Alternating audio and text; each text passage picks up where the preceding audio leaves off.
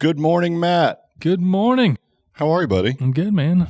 How was Vegas? It's been like that long since we shot a podcast. That's right. You literally had to take a week off. I did. We did. Yeah. I went to Vegas and I had to take a week off when I got back. Needed a vacation from my vacation. It was great. Way to go for, what, 2 days? Well, actually, we were there Thursday through Sunday. Yeah.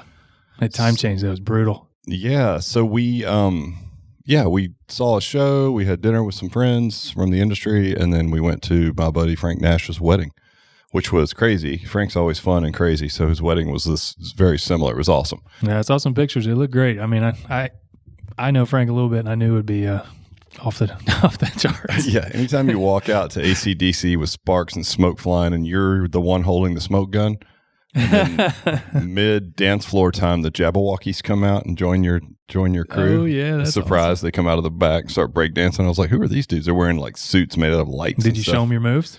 I did not. The 6-count beat boy or whatever? I did not, because they were really getting with it. You still got that? Of course. Are you kidding me? 8th grade breakdance team champion right here. Only person on the team. Only person. No, there was 2 other guys, but I mean, we all had our like specialty, but the one guy that would always bring it home. And by the way, we would do this at a place called, God, I can't remember the name of it. It's basically like whatever Chuck E. Cheese used to be called like in the 40s when I was a small child in the 1930s. During the Depression, there was a Chuck E. Cheese, and I don't remember what it's called. It's called a factory. Yeah, it's the factory floor. That's how we made money to eat, to feed the family. But we would go and do these breakdance shows. We had matching Adidas sweatsuits, super cheesy. This was like the birth of rap music as well. So it's like all the straight Run DMC, Sugar Hill Gang. Oh yeah, Run DMC. Like I went to a Run DMC concert in high school. I was literally the only white person in the entire. It was the Omni here in Atlanta. I was the only white person there. I bet that was a blast. Digging it. Yeah, I was getting a few looks like, "What are you doing here?" But I had a good time. And then this guy would come out, and he would always, okay, so you would have like a battle, right? So like the other team would come out and they would do their moves, and then like depending on what their specialty was, like somebody on your team would have to go out and like battle them, right? I know you're dying just thinking about this. Yeah, this is real. This is for real. Okay. So you stand around the edges just like you see in the cheesy movies, right? And you stand around the edges doing your thing. Yeah, just like beatboxing, just ready, And then like some dude would come out, he'd like just step out and do like his thing, and then you'd have to like step out and do like something similar to him but better. And then the show closer for us was we had this one guy on our team, and he honestly couldn't do much except he could do all this stuff on his head. Like he could spin on his head.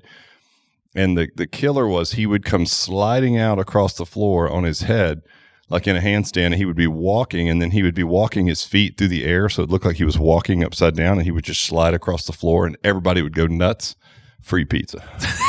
Killed it. Pizza. That's all we would get. You own that Chuck E. Cheese. We went there so many weeks in a row, he had a bald spot on his head from sliding across the floor, because he'd always be like, "Ow," and we're like, "Suck it up, man. You got to do it. Take one for the team." 8th grade. What happened? Why'd the career die? Nah, I don't know. I kind of grew out of it, I guess. Yeah. Once we hit the national stage, the competition was too tough. We realized we didn't have it. Once we hit the inner city of Atlanta and the kids from Compton came out for the big competition, we were toast. That's actually a story I've never heard. That's great. Yeah. No, hey, man, listen, you got to be athletic, I'll show you sometime. I'm sure it'll make you laugh. Now that I'm 230 pounds of jackness, move like an armadillo. Everything in your body. Moving like an armadillo. Yeah. Yeah. My first little spin around I do, I'm pretty sure something's going to give away. But, speaking of breakdancing and new things in your life, today I want to talk about what the media is calling, what are they calling it? Resignation. The Great Resignation. Yeah. And basically what that means, as you guys can imagine, is people are leaving their jobs. So they're resigning.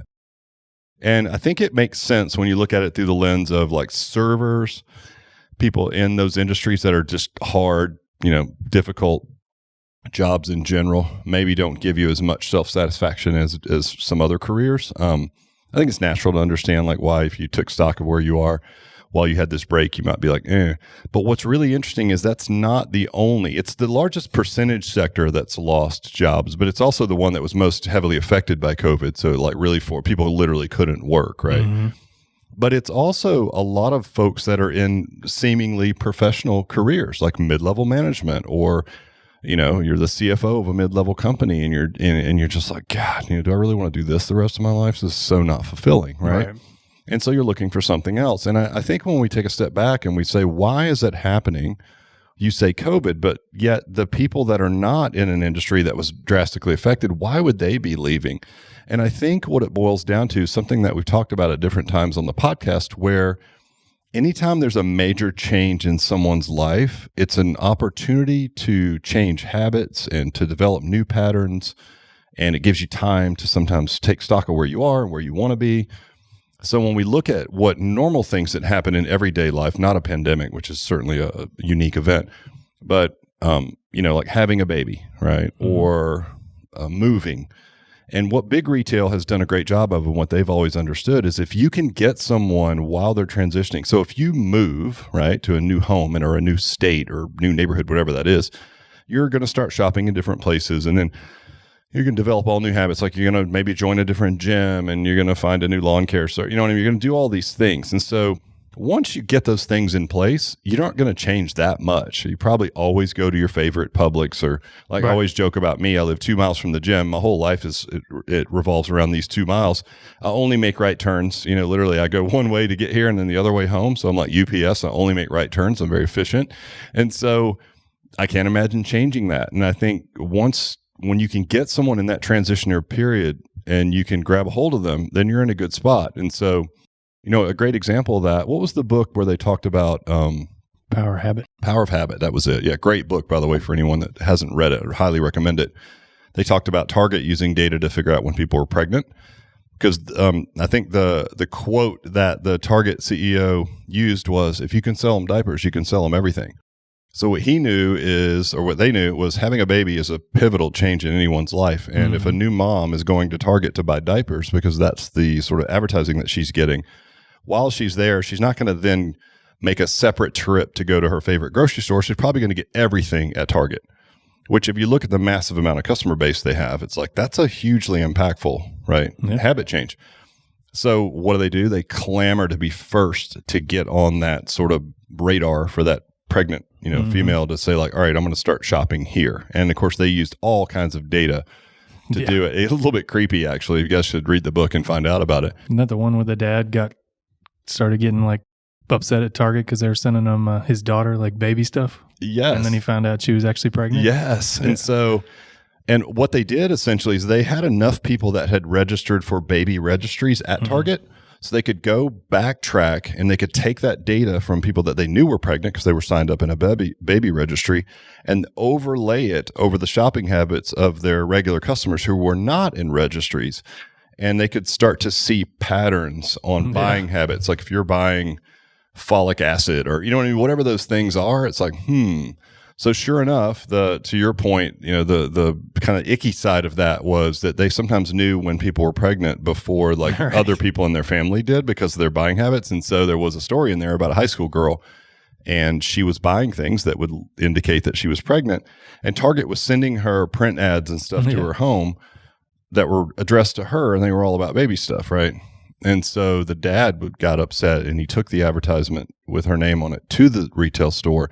Now, mind you, the poor manager, he doesn't even know corporate's doing this as like a test initiative, right? And he's like, why would you send this to my daughter? I was like, I didn't send it. But it turns out she was pregnant, and the mom knew, but they were kind of keeping it from the dad. They hadn't wanted to they didn't break it to him yet, and that's how we found out Target's creepy data. So, but I think we're it not speaks. blasting Target here, but no, but I guess props to them, right? If they had her, I mean, they were selling her baby stuff, and so they're probably going to get her for groceries and everything else now. So, but if you look at that, that's a big change in someone's life. It's a great time to get their habits. Same thing with moving, and there's some other instances, but I would say there's nothing more impactful to people's lives than a pandemic, right? It fits into that same category of like life-changing event. So it forces you to kind of take stock of where you are, maybe where you want to go, right? And what you want to do with the rest of your life. Because I mean, it sort of rattles your paradigm of like security, and this is everything works this way, and all of a sudden it's like, wait, like it's a thin veil of security that we're on, right? Yeah. And it's not what we thought it was, and it can be disrupted at any moment. And so I think it just kind of makes you take stock of where you are, and maybe a little bit of your own mortality staring you in the face, and you're like, oof, is this what I want to be doing the rest of my life? Well, the good news is, when you look at the upside, certainly for us as a franchise, is that there's a lot of people that are looking for what's next in their life. New careers, something with meaning, which certainly fits kind of what our franchise does. So it's great news for all franchising, and it's sort of the chatter we're hearing and sort of the broker networks that we're in. Everybody's picking up steam, as are we. We're selling well. Sold one in Nashville. I don't know if we've announced that yet. I know I announced it, but got another one in Nashville, which is an awesome market. So shout out to Susan for that, our new franchisee there. But I think we're going to see more and more of that over the next year or two. Is just people that are like, until we get stable again. This has been a huge upheaval in their lives, even if it's just, again, their paradigm and their lens on life is different. And so it's really causing people to step out and take a little bit of risk and do something they want to do. It put people in that position where they were at it. They had things were not in their control, or what they felt they were in control, but they weren't. Something like this happens, and then your job goes away, or if you're, especially those lower level things that just don't even exist for a long time. So forces you. Change is uncomfortable. It's like you don't want to change your route. You're going to stick with it until there's a roadblock, and then you're going to be forced to do it. And then that's where you make that.